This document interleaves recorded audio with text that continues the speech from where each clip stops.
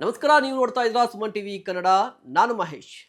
ವೀಕ್ಷಕರೇ, H D ದೇವೇಗೌಡರ ಒಂದು ಹೇಳಿಕೆ ರಾಜ್ಯ ರಾಜಕಾರಣದಲ್ಲಿ ಸಾಕಷ್ಟು ಚರ್ಚೆಗೆ ಗ್ರಾಸವಾಗಿದೆ.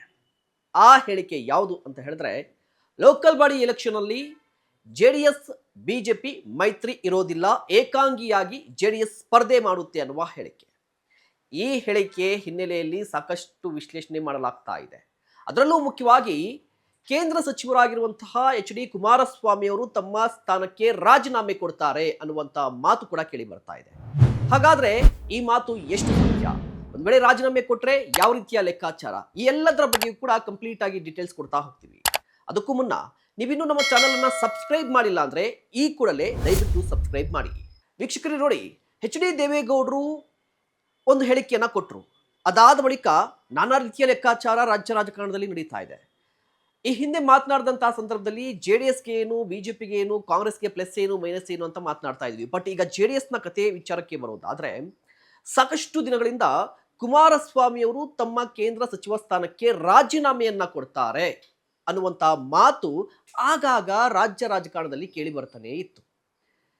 ಈಗ ಆ ಮಾತಿಗೆ ಮತ್ತಷ್ಟು ಪುಷ್ಟಿ ಕೊಡುವ ರೀತಿಯಲ್ಲಿ ಬೆಳವಣಿಗೆ ಆಗ್ತಾ ಇದೆ. ಆ ಬೆಳವಣಿಗೆ ಏನಾದರೂ ಕಾರ್ಯಕರ್ತರಿಂದ ಆಗಿದ್ಯಾ ಅಥವಾ ಸೆಕೆಂಡ್ ಲೈನ್ ಲೀಡರ್ಸ್ ಇಂದ ಆಗಿದ್ಯಾ ಅಂತ ಹೇಳಿದ್ರೆ ಅಲ್ಲ. ಜೆಡಿಎಸ್ನ face vote puller H D ದೇವೇಗೌಡ್ರೆ ಆ ರೀತಿಯಾಗಿ ಹಿಂಟ್ ಕೊಟ್ಬಿಟ್ರಾ ಅನ್ನುವಂಥ ಪ್ರಶ್ನೆ ಕಾಡ್ತಾ ಇದೆ. ಯಾಕೆ ಅಂತ ಹೇಳಿದ್ರೆ, ಎಚ್ ಡಿ ದೇವೇಗೌಡರ ಒಂದು ಹೇಳಿಕೆ, ಆ ಹೇಳಿಕೆ ಏನು, ಲೋಕಲ್ ಬಾಡಿ ಎಲೆಕ್ಷನ್ ಅಲ್ಲಿ ನಾವು ಮೈತ್ರಿಯನ್ನ ಮಾಡ್ಕೊಳ್ಳೋದಿಲ್ಲ, ಕಾರಣ ಸ್ಪಷ್ಟ, ನಮ್ಮ ಪಕ್ಷ ಸಂಘಟನೆ ಅಂದ್ರೆ ಜೆಡಿಎಸ್ ಪಕ್ಷದ ಸಂಘಟನೆ ನಮಗೆ ಮುಖ್ಯ ಅಂತ ಹೇಳಿಕೆಯನ್ನ ಕೊಟ್ಬಿಟ್ರು.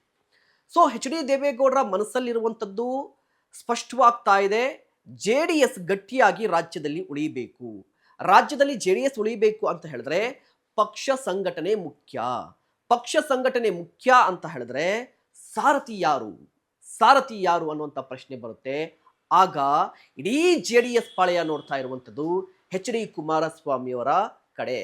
ಯಾಕೆ ಎಚ್ ಡಿ ಕುಮಾರಸ್ವಾಮಿ ಅವರು ಅಂತ ಹೇಳಿದ್ರೆ, ಹೌದು ನಿಜ, ಹಳೆ ಮೈಸೂರು ಭಾಗ ಅಂತ ಹೇಳಿದ್ರೆ ಜೆಡಿಎಸ್ನ ಭದ್ರಕೋಟೆ, ದೇವೇಗೌಡರ ಭದ್ರಕೋಟೆ. ದೇವೇಗೌಡರು ಕೂಡ ಮಾಸ್ ಲೀಡರ್. ಬಟ್ ದೇವೇಗೌಡರ ಆರೋಗ್ಯದ ದೃಷ್ಟಿಯಿಂದ, ವಯಸ್ಸಿನ ದೃಷ್ಟಿಯಿಂದ ತುಂಬಾ ಈಸಿಯಾಗಿ ಅಥವಾ ಎಲ್ಲಾ ಕಾರ್ಯಕ್ರಮದಲ್ಲಿ ಭಾಗವಹಿಸಲಿಕ್ಕೆ ಸಾಧ್ಯ ಆಗ್ತಾ ಇಲ್ಲ. ಪಕ್ಷ ಸಂಘಟನೆ ಕೂಡ ಅಸಾಧ್ಯವಾಗ್ತಾ ಇದೆ. ಬಟ್ ನಿಖಿಲ್ ಕುಮಾರಸ್ವಾಮಿ ಇದಾರಲ್ಲ ಅಂತ ಹೇಳಿದ್ರೆ, ನಿಖಿಲ್ ಕುಮಾರಸ್ವಾಮಿ ಅವರಿಗೆ ಅನುಭವದ ಕೊರತೆ ಎದ್ದೆದ್ದು ಕಾಣಿಸ್ತಾ ಇದೆ. ಮೂರು ಚುನಾವಣೆಯಲ್ಲಿ ಸೋತಿದ್ದು, ಅದಾದ ನಂತರ ಜನರೊಂದಿಗೆ ಜನತಾದಳ ಕಾರ್ಯಕ್ರಮ ಹಮ್ಮಿಕೊಂಡ್ರು ಕೂಡ ನಿಖಿಲ್ ಕುಮಾರಸ್ವಾಮಿ ಅವರ ವರ್ಚಸ್ಸೇನು ಬೆಳಗ್ತಾ ಇಲ್ಲ, ಬೆಳೀತಾ ಇಲ್ಲ. ಇದೇ ಕಾರಣಕ್ಕಾಗಿ ಇಡೀ ಜೆ ಡಿ ಎಸ್ ನೋಡ್ತಾ ಇರೋದು ಕುಮಾರಸ್ವಾಮಿ. ಬಟ್ ಕುಮಾರಸ್ವಾಮಿ ಅವರು ಈಗ ಕೇಂದ್ರದಲ್ಲಿ ಸಚಿವರಾಗಿದ್ದಾರೆ, ಅವರದ್ದೇ ಆದಂಥ ಸಚಿವಾಲಯ ಇದೆ, ಅವರದ್ದೇ ಆದಂಥ ಕೆಲಸ ಇದೆ. ಇದೆಲ್ಲವನ್ನೂ ಬಿಟ್ಟು ಪಕ್ಷಕ್ಕಾಗಿ ಬರ್ತಾರಾ ಅಂತ ಹೇಳಿದ್ರೆ ಬರಬೇಕು ಅಂತ ಹೇಳಿ ಜೆ ಡಿ ಎಸ್ ಕೇಳ್ತಾ ಇದೆ. ಕುಮಾರಸ್ವಾಮಿ ಅವರು ಓಕೆ ಅಂತಾರಾ ಅನ್ನುವಂಥ ಪ್ರಶ್ನೆ ಇದೆ. ಯಾಕೆ ಅಂತ ಹೇಳಿದ್ರೆ, ಕುಮಾರಸ್ವಾಮಿಯವರು ಬಿಜೆಪಿ ಜೊತೆ ಸೇರೋದಕ್ಕೂ ಕೂಡ ಒಂದು ರೀಸನ್ ಇತ್ತು. 2023 ರಾಜ್ಯ ವಿಧಾನಸಭಾ ಚುನಾವಣೆಯಲ್ಲಿ ಜೆಡಿಎಸ್ ಅಟ್ಲೀಸ್ಟ್ ಕಿಂಗ್ ಮೇಕರ್ ಆಗುತ್ತೆ ಅನ್ನುವಂತಹ ಅಂದಾಜು, ಜೊತೆಗೆ ಕುಮಾರಸ್ವಾಮಿ ಅವರು ಕೂಡ ನಿರೀಕ್ಷೆ ಇತ್ತು. ಬಟ್ ಅದೆಲ್ಲವೂ ಕೂಡ ಆಗಲಿಲ್ಲ. ಕೇವಲ 18ಕ್ಕೆ ಸೀಮಿತವಾಯಿತು. ಕೇವಲ 18 ವಿಧಾನಸಭಾ ಕ್ಷೇತ್ರದಲ್ಲಿ ಮಾತ್ರ ಗೆದ್ದದ್ದು. ಎಲ್ಲೋ ಒಂದ್ ಕಡೆ ಜೆ ಡಿ ಎಸ್ ಕಳೆದೇ ಹೋಗ್ಬಿಡುತ್ತೆ, ಅಸ್ತಿತ್ವವನ್ನ ಕಳೆದುಕೊಳ್ಬಿಡುತ್ತೆ ಅನ್ನುವಂಥ ಭಯ ಇಡೀ ಜೆ ಡಿ ಎಸ್ ಪಾಳೆಯದಲ್ಲಿ ಕಾಡ್ತಾ ಇತ್ತು. ಅದೇ ಭಯ ಕುಮಾರಸ್ವಾಮಿ ಅವ್ರಿಗೂ ಇತ್ತು. ಅದೇ ಸಂದರ್ಭದಲ್ಲಿ ಡಿ ಕೆ ಶಿವಕುಮಾರ್ ಅವರು, ಸಿದ್ದರಾಮಯ್ಯನವರು ಜೆ ಡಿ ಎಸ್ ಅನ್ನ ಮುಗಿಸ್ಲೇಬೇಕು ಅನ್ನುವಂಥ ಪ್ರಯತ್ನಗಳು ಕೂಡ ನಡೀತು. ಆಗ ಮಾಸ್ಟರ್ ಪ್ಲಾನ್ ಮಾಡಿದಂಥ ಕುಮಾರಸ್ವಾಮಿ ಅವರು ಬಿಜೆಪಿ ಜೊತೆ ಸೇರಿಕೊಂಡು ಜೆ ಡಿ ಎಸ್ ಪಕ್ಷದ ಅಸ್ತಿತ್ವವನ್ನ ಉಳಿಸ್ಕೊಂಡಿದ್ದಾರೆ ಕೇಂದ್ರದಲ್ಲಿ ಸಚಿವರಾಗಿ.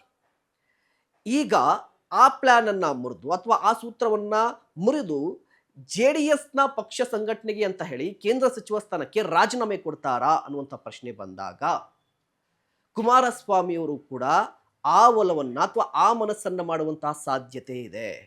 ಯಾಕೆ ಅಂತ ಹೇಳಿದ್ರೆ ನೋಡಿ, ಕೇಂದ್ರ ಸಚಿವರು, ಕ್ಯಾಬಿನೆಟ್ ಮಿನಿಸ್ಟ್ರಿ ಕುಮಾರಸ್ವಾಮಿಯವರು ಅಂತ ಹೇಳಿದ್ರೂ ಕೂಡ ಕುಮಾರಸ್ವಾಮಿಯವರು ಯಾರದ್ದೋ ಹಂಗಿನಲ್ಲಿ ಅಥವಾ ಯಾರದ್ದೋ ಕೆಳಗಡೆ ಕೆಲಸ ಮಾಡುವಂತಹ ವ್ಯಕ್ತಿತ್ವ, ಛಾತಿ ಅಲ್ಲ.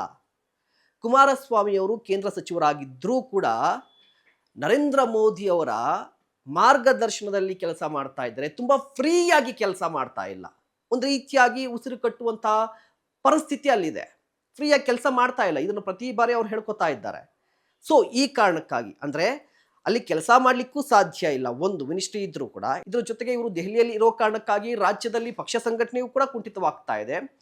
ಸೊ ಈಗ ಈ ಸಚಿವ ಸ್ಥಾನಕ್ಕೆ ರಾಜೀನಾಮೆ ಕೊಟ್ಬಿಟ್ರೆ ರಾಜ್ಯಕ್ಕೆ ಬಂದ್ರೆ ಇಲ್ಲಿ ಪಕ್ಷ ಸಂಘಟನೆ ಮಾಡ್ಬೋದಲ್ವಾ? ಲೋಕಲ್ ಬಾಡಿ ಎಲೆಕ್ಷನ್ಸ್ ಅಲ್ಲಿ ಏನಾದರೂ ಪಕ್ಷ ಸಂಘಟನೆ ಮಾಡಿ ಪಕ್ಷ ಚೇತರಿಕೆ ಕಂಡ್ರೆ ನೆಕ್ಸ್ಟ್ ವಿಧಾನಸಭಾ ಚುನಾವಣೆಯಲ್ಲಿ ಕಿಂಗ್ ಮೇಕರ್ ಆದ್ರೆ ಸಿಎಂ ಆಗುವಂತ ಚಾನ್ಸಸ್ ಇದೆಯಲ್ವಾ? ಇದನ್ನ ಯಾಕೆ ಮಾಡಬಾರದು ಅನ್ನುವಂಥ ಮನಸ್ಸು, ಆಲೋಚನೆ ಜೆಡಿಎಸ್ ಪಾಳೆಯ ಜೊತೆಗೆ ಕುಮಾರಸ್ವಾಮಿಯಲ್ಲಿ ಕೂಡ ಇದೆಯಂತೆ ಅನ್ನುವಂಥ ಮಾತು ಕೇಳಿ ಬರ್ತಾ ಇದೆ. ಇದು ನಿಜವಾಗ್ಲೂ ಕೂಡ ಸಾಧ್ಯ ಆಗುತ್ತಾ? ಇದರ ಬಗ್ಗೆ ನಿಮ್ಮ ಅಭಿಪ್ರಾಯ ಏನು? ದಯವಿಟ್ಟು ಕಮೆಂಟ್ ಮಾಡಿ.